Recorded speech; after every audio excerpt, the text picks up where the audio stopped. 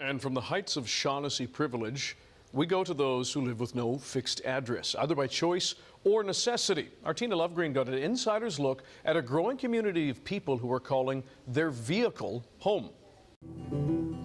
Got some bad news from Austin. All my friends are dying. Pretty much I ended up in this van, or where I'm currently living now, when my house was being torn down. It was a rental. I rented a house. The 30-year-old moved into his van after he couldn't find anything to rent where he wanted to be. So I'm going on 3 months? 3 months? Start of April, May, June, yeah. My laundry hamper.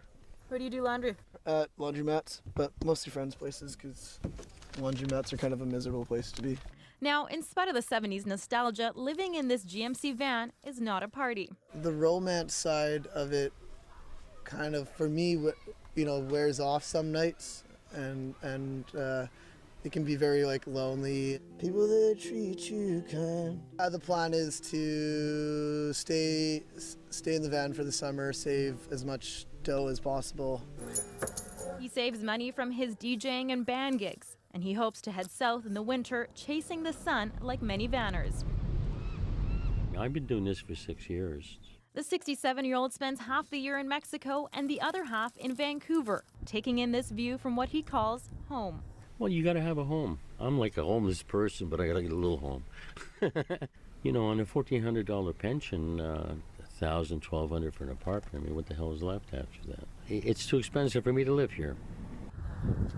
It's hard to know just how many people are living out of their cars in Vancouver, but the ones living in RVs and converted vans are easy to spot. Hello, is anybody home? Many are not happy to have visitors. They fear that they will be run off by bylaw officers or the police. And some that are willing to let our cameras in to see their homes are unwilling to talk to us. The man who owns this school bus says he simply can't afford to rent. The city says it knows this is going on, but generally leaves them alone, unless neighbors complain or the vehicle looks unsafe or uninsured. I don't know what they would complain about, that my vehicle's loud. I'd be like, well, she's old, she's loud, That guy's Hawaiian shirt's loud. Who cares?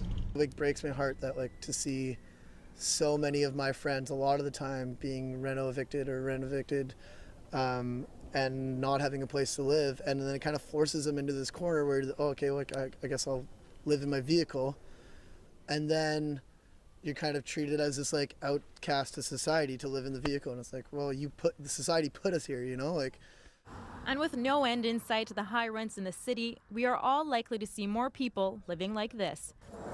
Tina Lovegreen, CBC News, Vancouver.